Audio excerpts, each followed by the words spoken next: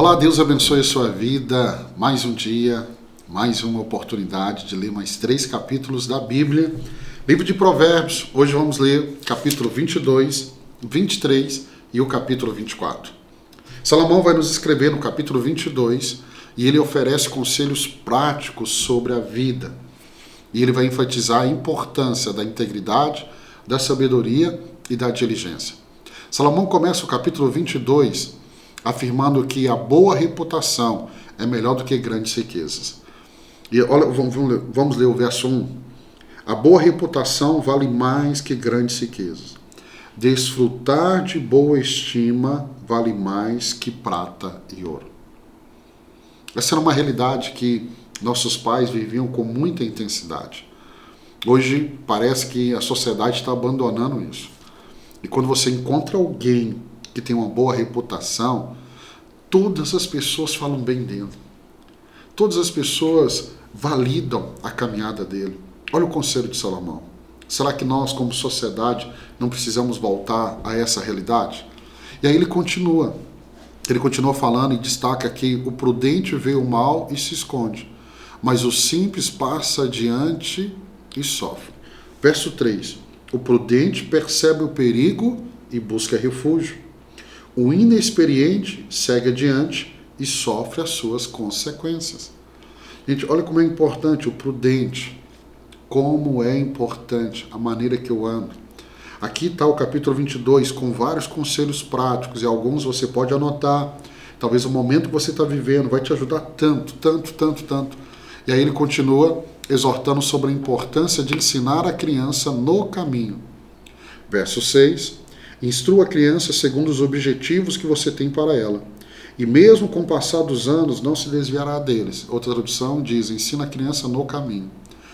Esse versículo, se eu fosse ler ele para você no original, aqui no hebraico, ele traz uma ideia que eu preciso, como pai, apontar o destino para o meu filho. Eu vejo muitas vezes pais pegando um adolescente, 17 anos, e falando com ele, filho, escolhe o que você vai ser na vida. Aí eu te pergunto, uma criança de 17 anos, 16 anos, 15 anos, tem condição de fazer uma escolha como essa? É aí que entra o pai. Tome cuidado, pai e mãe, para você não colocar as suas expectativas ou talvez a sua frustração em cima do seu filho. Mas você é uma pessoa madura e experiente para apontar para o filho, para ajudá-lo a descobrir. Então, o que esse texto está dizendo, ensina a criança no caminho. A melhor maneira é você trazer ela para caminhar junto com você. Aponte para ela o destino. Ensina a criança segundo os seus objetivos. Para quê? Para que quando ela crescer e passar os anos, ela não vai desviar desse caminho, dessa direção que você apontou. Você não só indicou para ela, você andou com ela. No caminho, ela percebeu que o caminho que ela trilhou junto com você é um caminho de vida. É o caminho que vai dar resultado para a vida dela. Salomão ele vai continuar aqui. Ele aborda aqui temas como justiça social, advertindo contra a opressão dos pobres, a concessão de presentes aos ricos. Olha o verso 16, Aqui, ó. Tanto quem oprime o pobre para enriquecer-se, como quem faz cortesia ao rico, com certeza passarão a necessidade. Então, cuidado. Se você conhece alguém assim, com certeza, assim como eu, que é muito bajulador do rico. E aí ele termina o capítulo 22 com uma série de ditados que vai enfatizar a importância da sabedoria, da diligência, da justiça. O verso 17 até o final, até o verso 29, ele traz isso. Vamos ler só um aqui, ó, verso 28, eu gosto muito dele. Não mude de lugar os antigos marcos que limitam as propriedades e que foram colocados por seus antepassados. Talvez você não veio do interior como eu, mas o marco é o que determinava até onde essa propriedade ia. Salomão não está falando aqui apenas no sentido de como marcar o limite de uma propriedade. Nós não podemos tirar alguns marcos. Deixa eu te dar um exemplo que nós já falamos aqui nos dias anteriores. E ele cita aqui sobre ensinar a criança no caminho. Tem um marco. Qual que é o marco? Um marco antigo. Disciplinar o filho. Aí, na nossa sociedade, vem pessoas e quer tirar esse marco. Não vai dar certo.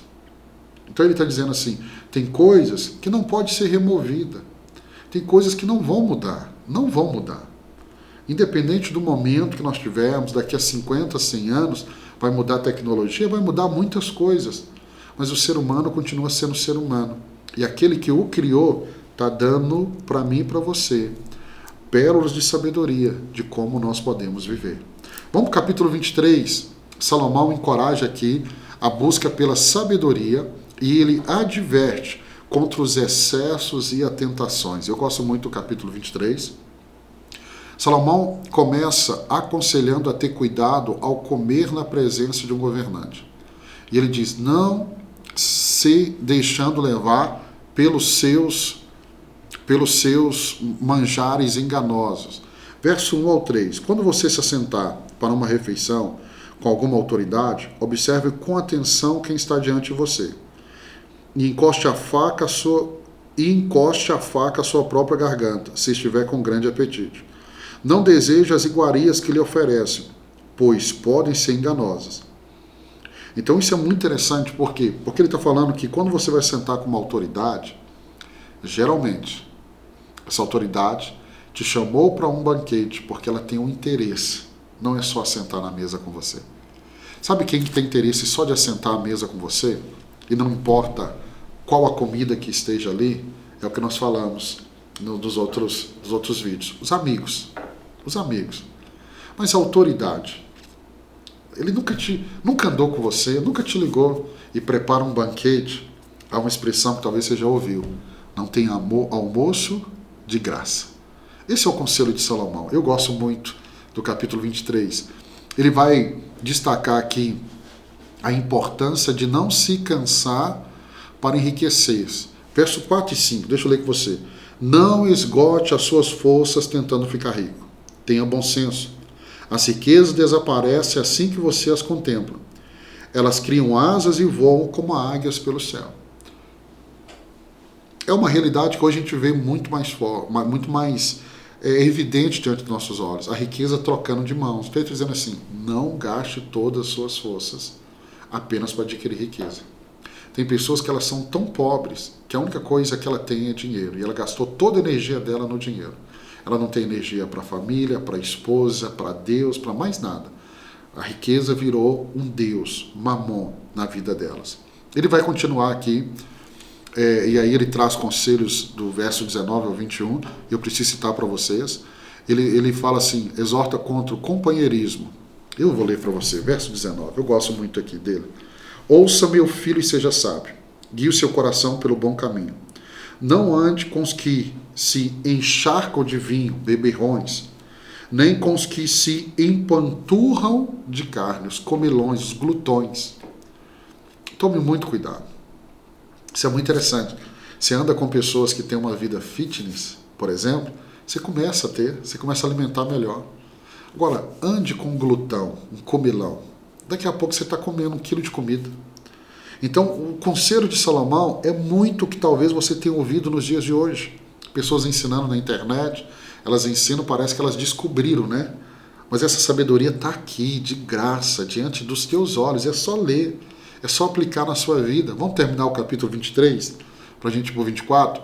E aí ele dá conselhos sobre disciplina dos filhos, verso 13 e 14. Não evite disciplinar a criança. Se você a castigar com a vara, ela não morrerá. Ah, pastor, não concordo com isso. Olha para mim. Está aqui alguém diante de você que meu pai e minha mãe sempre usou a vara, usava aquela de goiaba. Que não quebrava de jeito nenhum. Ou vara endemoniada era aquela. E deixa eu dizer para você, eu não morri. O homem que eu me tornei passou pela disciplina do meu pai e da minha mãe. E aí ele vai dizer assim, ó. Castiga você mesmo com vara, e assim a livrará da sepultura.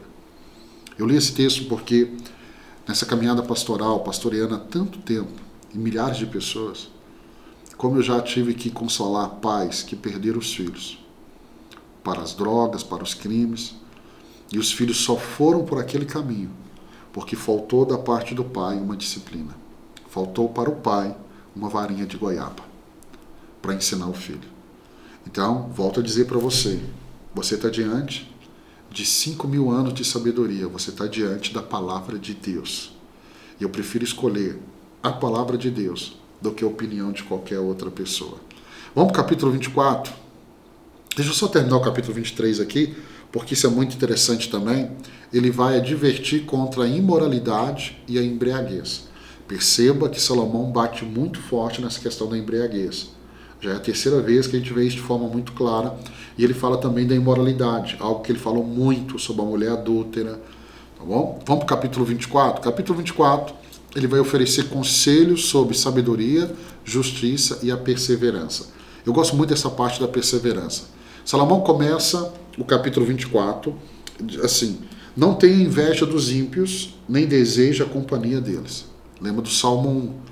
Então ele começa dizendo: não inveja homens maus, não inveja o ímpio, não inveja aquele que não serve a Deus. Não inveja, não inveja. E aí ele continua destacando que com a sabedoria se edifica a casa e com entendimento ela se estabelece. Verso 3 e 4. Com sabedoria se constrói a casa. Não pensa apenas na casa física, tijolo. E com discernimento se consolida. Pelo conhecimento, os seus cômodos se enchem do que é precioso e agradável.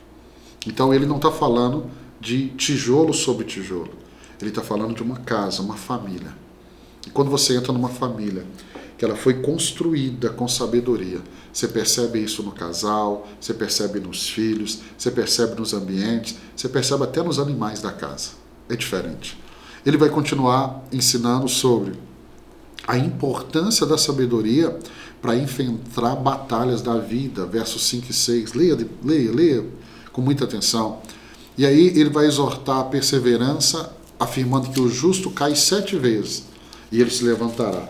Eu falei que você gosta muito disso aqui, né? Verso 16, olha.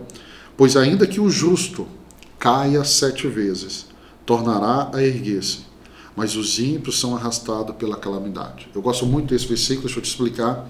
Dentro de uma visão geral da Bíblia, a Bíblia traz a possibilidade de queda do justo. Queda, você pode pensar aqui, vou dar 2 exemplos para você entender. Pode ser uma queda de um pecado. Pecar é errar o alvo. Isso pode acontecer. A Bíblia traz possibilidades. E a promessa de Deus é que se ele cair, se arrepender, Deus o levanta. Ah, mas é possível viver uma vida sem essa queda? É possível. Mas eu vou dar um outro exemplo também.